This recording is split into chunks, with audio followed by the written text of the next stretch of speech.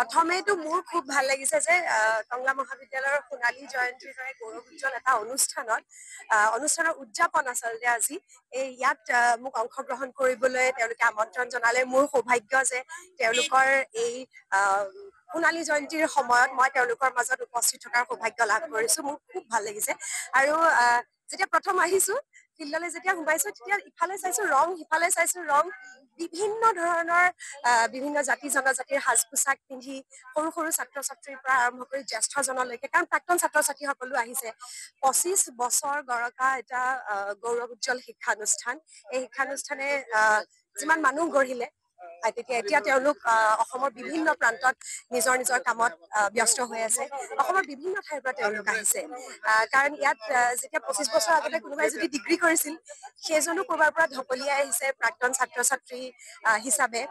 প্ৰাক্তন ছাত্ৰ ছাত্ৰীৰ সমাৰোহত লগ পাইছে, পুৰণা বন্ধু, পুৰণা ঠাই, পুৰণা স্মৃতি, এই গোটেই বস্তুবোৰে আটাইকে নষ্টালজিক কৰি তুলিছে। আৰু এই গোটেই বস্তুবোৰৰ অংশ হবলৈ সুযোগ পাই মই নিজকে সৌভাগ্যৱান অনুভৱ কৰিছো।